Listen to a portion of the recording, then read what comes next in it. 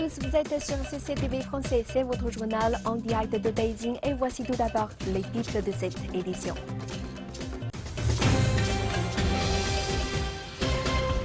Les prix Nobel ont été décernés hier à Stockholm lors d'une cérémonie.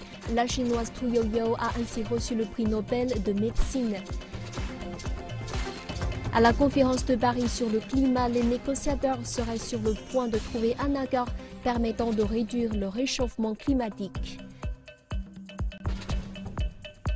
Les premières troupes allemandes partent pour la Turquie pour rejoindre la coalition militaire contre l'organisation État islamique en Syrie.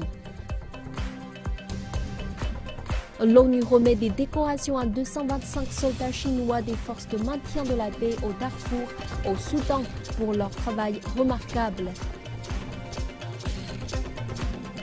Et l'industrie du cinéma en Chine rattrape Hollywood. Elle explose, poussant certains cinéastes à s'exporter, par exemple en Australie.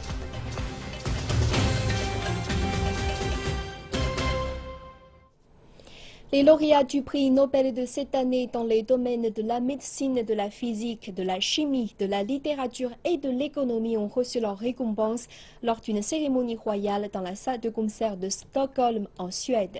Cette année, la chinoise Tu Youyou, l'Irlandais William Campbell et le Japonais Satoshi Omura ont reçu les prix de médecine et de physique. Selon l'Assemblée, Tu Youyou a remporté la moitié du prix pour ses découvertes concernant une nouvelle thérapie contre la malaria et M. Campbell et Omura ont remporté l'autre moitié du prix pour leur découverte concernant une nouvelle thérapie contre les infections causées par des parasites. Les trois lauréats partageront le prix de près de 960 000 $. Tu Youyou est la première chinoise à remporter un prix Nobel de médecine. En outre, des lauréats du prix Nobel et leurs familles, le roi et la reine et d'autres membres de la famille royale suédoise faisaient partie des invités d'honneur lors de la cérémonie de remise des prix et du banquet. Les représentants du gouvernement suédois et le Parlement étaient également présents. À Stockholm, la capitale suédoise, qui est aussi la ville natale d'Alfred Nobel, le fondateur du prix Nobel, une nouvelle exposition vient d'ouvrir ses portes afin de présenter les portraits des lauréats de cette année. Parmi eux, la scientifique chinoise Tu Youyou. Une citoyenne chinoise fait partie de la liste des lauréats du prix Nobel de cette année. Tu Youyou est la 12e femme à avoir jamais remporté le prix Nobel de physiologie ou de médecine depuis qu'il a été créé en 1901. Avant la cérémonie de remise des prix, tout s'est rendu au musée Nobel à Stockholm afin de signer la chaise numéro 69 du café du musée, conformément à la tradition qui veut que tous les lauréats du prix Nobel en signent une. Jusqu'à présent, le musée qui a ouvert en 2001 a récolté plus de 230 signatures. Nous avons ces chaises dans le musée. Nous laissons tous les lauréats du prix Nobel les signer lorsqu'ils viennent ici. Donc si vous allez au café pour commander un café ou un thé et que vous retournez votre chaise, vous trouverez un autographe. Dimanche, tous les lauréats de cette année sont venus et Tu Youyou a signé celle-ci.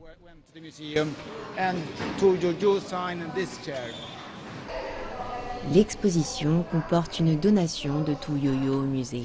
Il s'agit d'un livre chinois sur l'artémisinine publié dans les années 70.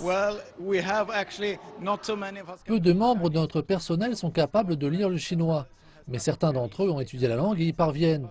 Il y a 2 ans, lorsque Mo Yan a reçu le prix Nobel de littérature, il nous a fait cadeau de ses œuvres complètes en chinois. Avec tous ces ouvrages à disposition, nous avons de quoi apprendre la langue. Cette exposition offre l'opportunité d'en apprendre plus sur le prix Nobel et son fondateur, ainsi que sur ses lauréats et leurs projets novateurs. Plus de 800 lauréats se sont vus remettre le prix Nobel. Chacun d'entre eux est présenté au moyen de son portrait et d'une citation. À la conférence de Paris sur le climat, les négociateurs seraient sur le point de trouver un accord permettant de réduire le réchauffement climatique en baissant les émissions de gaz à effet de serre. Les négociateurs se rapprochent d'un accord pour éviter le réchauffement climatique. Après cet important travail des derniers jours et toute une série de rencontres que j'ai menées aujourd'hui, je pense que nous pouvons franchir à la veille même du terme prévu pour notre conférence, La dernière mouture du texte arrive après une nuit de travail et toute une journée à essayer de faire avancer le processus. Le secrétaire général de l'ONU, Ban Ki-moon, a passé la journée à des activités diplomatiques autour de la conférence. Il a dit que plusieurs problèmes devaient encore être résolus, mais il demeure optimiste. I am told, encouragingly by many people, that this is a doable and achievable. On m'a dit, encouragé par beaucoup de gens, que c'était possible et faisable. Et je n'ai entendu personne dire le contraire. Et je suis très optimiste. Mais j'espère qu'ils vont aboutir à un accord fort et ambitieux, mais aussi universel, qui respecte les aspirations de tout le monde autour de la planète.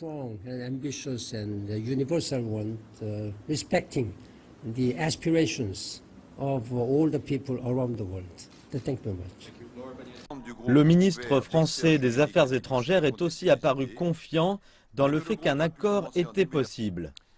sur la base des progrès accomplis sur l'ensemble du texte, ce soir et cette nuit, je pense être en mesure de présenter demain au Comité de Paris ma proposition de texte final.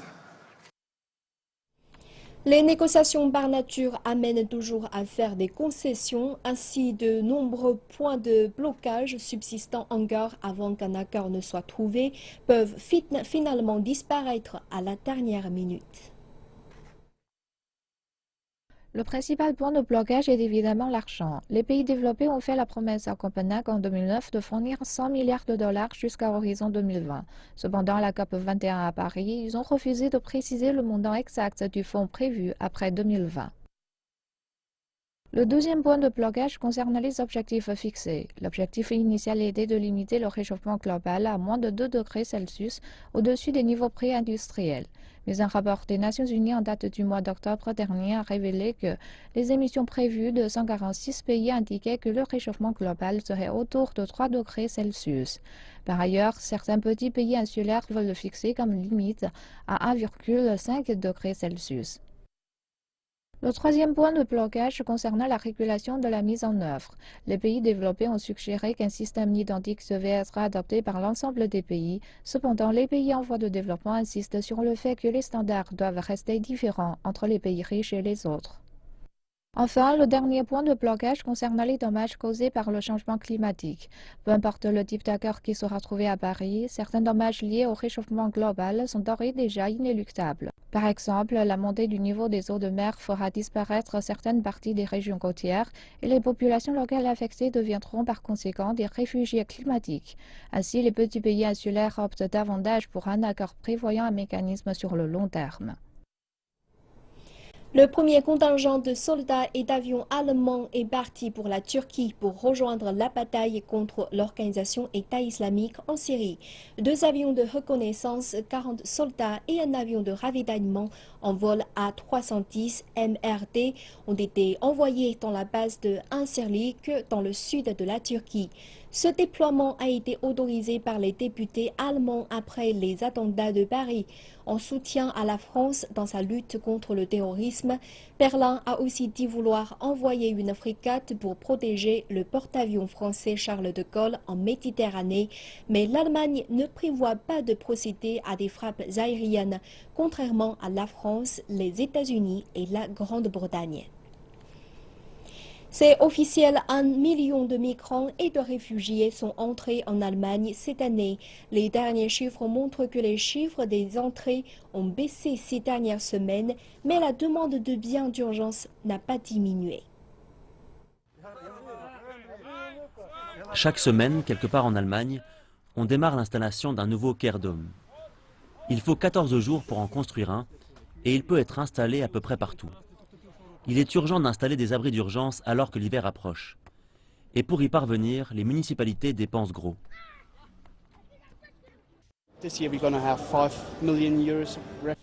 Cette année, nous aurons des revenus de 5 millions d'euros. L'année prochaine, ce sera 20 millions. Et l'année d'après, en 2017, nous prévoyons de monter jusqu'à 37 millions.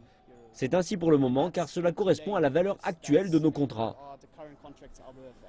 À l'intérieur de l'espace chauffé, d'autres choses sont proposées. Une entreprise de restauration fournit de la nourriture. il y a une aire de jeu. Ici, les traducteurs sont indispensables. C'est un microcosme de la frénésie de dépenses engendrée par l'arrivée des réfugiés. La détermination de l'Allemagne à équilibrer son budget est une source de frustration pour certains de ses partenaires européens qui se plaignent que son économie, tirée par les exportations et son budget excédentaire, nuisent à leurs propres économies nationales.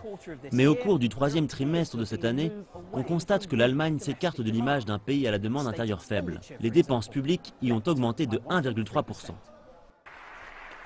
Le gouvernement fédéral a annoncé qu'il dépensera 10 milliards d'euros supplémentaires d'ici la fin de l'année.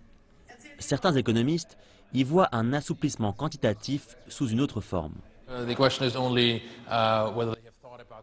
La question est seulement de savoir s'ils avaient prévu de dépenser cet argent ainsi ou si le choix s'est fait aux dépens d'investissements pour améliorer les infrastructures, pour renforcer la compétitivité de l'économie, pour investir dans la recherche et le développement. Aujourd'hui, nous construisons des abris d'urgence, des villes, nous achetons des vêtements et ce ne sont pas des investissements qui vont être utiles à l'Allemagne sur le long terme.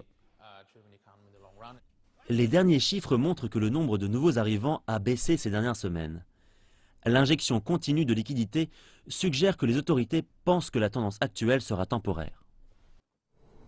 La Russie, les États-Unis et les Nations Unies tiendront des pourparlers sur la Syrie à Genève ce vendredi, alors que les efforts diplomatiques pour mettre fin au conflit s'accélèrent.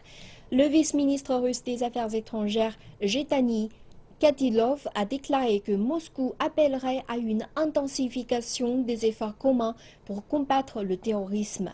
Pendant ce temps-là, le ministre russe des Affaires étrangères, Sergei Lavrov, s'est entretenu au téléphone mercredi dernier avec son homologue américain John Kerry. Lavrov a déclaré que les deux pays devaient établir une liste des groupes terroristes avec lesquels il ne fallait jamais négocier et devant être combattus ensemble. Par ailleurs, le ministre russe des Affaires étrangères a rappelé plus tard dans la journée qu'il n'y avait pas encore d'accord parmi les grandes puissances pour l'établissement de cette liste. Les pourparlers de ce vendredi marquent la dernière étape dans le processus de Vienne qui a commencé à la fin du mois d'octobre. Au total, ce sont 17 pays qui se sont réunis pour discuter d'une solution politique afin de mettre fin au combat entre le président Bachar al-Assad et l'opposition syrienne. La prochaine réunion entre les diplomates prévue dans le processus de Vienne devrait se tenir à New York à la fin de ce mois. Le président turc Tayyip Erdogan a rencontré le président du gouvernement régional kurde d'Irak, Massoud Barzani, afin d'évoquer les tensions entre Ankara et Bagdad. Selon des sources proches du président turc, Erdogan aurait fait part à Barzani de la détermination de la Turquie à combattre tous les groupes terroristes. Il entend par là le groupe État islamique, mais également le Parti des travailleurs du Kurdistan ou PKK qui est basé dans le nord de l'Irak. Barzani est arrivé en Turquie mercredi pour entamer une visite de 2 jours, durant laquelle il a également rencontré le Premier ministre turc Ahmet Davutoglu. Cette visite intervient 2 jours après que l'Irak ait donné à la Turquie 48 heures pour retirer les troupes additionnelles déployées dans la zone. L'Irak a demandé à l'OTAN d'insister pour que la Turquie procède au retrait de ses troupes et a mentionné l'éventualité d'un recours devant le Conseil de sécurité de l'ONU. Toutefois, les analystes estiment que ce dernier scénario est peu probable. Maintenant, nous essayons de trouver des solutions grâce à un dialogue direct entre notre ministre des Affaires étrangères et son homologue turc. Ce dialogue concerne également leur ministère. Si cela n'aboutit pas, nous prendrons d'autres mesures et notre dernier recours sera de faire appel aux Nations Unies. Les Nations Unies ont récompensé 225 officiers et soldats de la force chinoise de maintien de la paix à Darfour, au Soudan. La médaille récompense l'excellent travail des troupes pendant leurs 8 mois de service. Cette médaille est la plus haute distinction des équipes des Nations Unies. L'honorable médaille de paix est une médaille spéciale pour les équipes des Nations Unies qui travaillent pour maintenir la paix.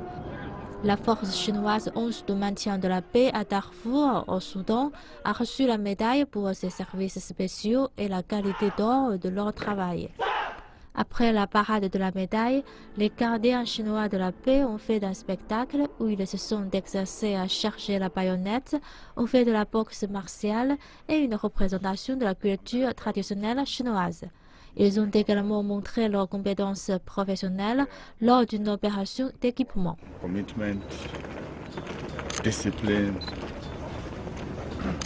Je suis très fier des entreprises d'ingénierie chinoises pour leur dévouement au travail, leur engagement, leur discipline et leur gestion professionnelle.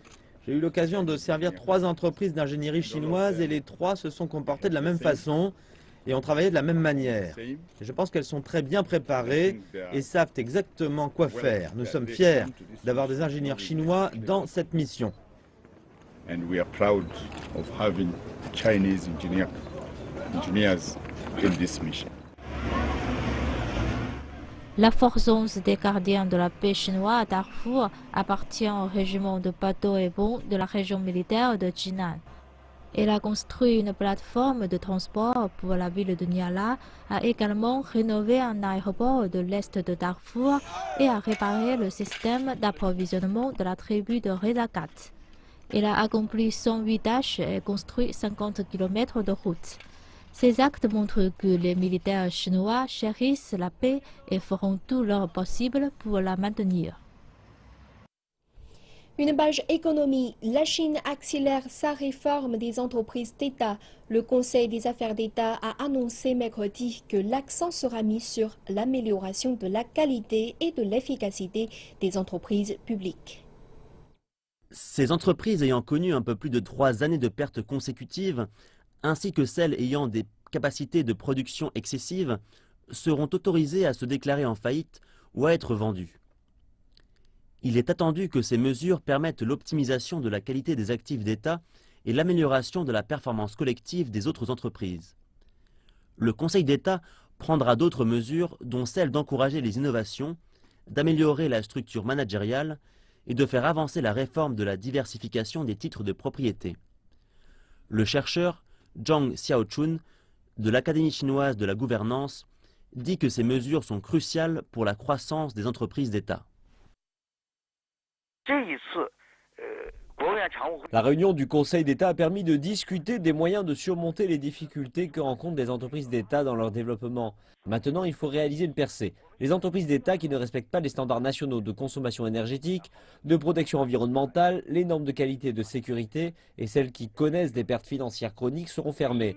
Les innovations des petites et moyennes entreprises privées sont plus adaptées au marché. Concernant les entreprises publiques, c'est un autre problème. Elles jouent un rôle d'appui à l'innovation. Elles devraient mettre en place des plateformes d'innovation pour soutenir la croissance des entreprises privées. Et enfin, le 7e art. L'industrie du cinéma en Chine rattrape rapidement Hollywood lorsqu'il s'agit de succès au box-office. L'industrie explose, poussant certains cinéastes à regarder au-delà de leurs frontières pour y trouver de nouvelles opportunités, dont l'Australie. Vous ne connaissez peut-être pas l'entreprise Animal Logic basée à Sydney, mais il y a de grandes chances que vous ayez vu son travail. Nous avons évolué dans une entreprise de raconteurs d'histoires. Tout est lié à la création d'histoires de personnes en concevant l'ensemble du processus de début à la fin. Animal Logic a gagné une réputation internationale pour sa production d'effets spéciaux et autres animations. Et c'est cette réputation qui a attiré l'attention des cinéastes chinois. Je pense qu'il y a un grand intérêt dans les films chinois pour accéder aux marchés occidentaux. Ils cherchent des opportunités de collaborer pour briser ces différences culturelles. Et c'est particulièrement vrai dans un pays qui voit son box-office exploser. Au cours des dernières années, le box-office est passé de 20 millions de dollars à 40 millions et le nombre d'écrans de 9 000 à 30 000. Et la tendance va à la hausse. C'est la raison pour laquelle des cinéastes chinois cherchent à accroître leurs résultats au box-office international. Avec les demandes en hausse du public chinois en termes de valeur de production, l'Australie peut fournir ses équipes de très haute qualité ainsi que des équipes d'effets visuels qui ont travaillé sur certains des films les plus avancés. Et il y a bien d'autres avantages à filmer en Australie. Tous ceux qui viennent ici disent « je veux filmer ici », tout simplement parce que c'est magnifique. Il y a également des avantages financiers pour ces équipes à l'étranger qui choisissent de filmer ici, avec des subventions gouvernementales et un dollar australien relativement bas. Le mois dernier, le Festival international du film chinois de Sydney s'est concentré sur réunir les gens des deux pays ensemble pour établir un réseau et collaborer. Avec chance, nous verrons de nouveaux scénarios et de jeunes réalisateurs qui seront désireux de travailler avec les entreprises australiennes. Et ce, afin de produire ce genre de film qui réunit le meilleur des deux pays. Et voilà, c'est la fin de cette édition. Merci de votre fidélité. À très bientôt sur CCTV français.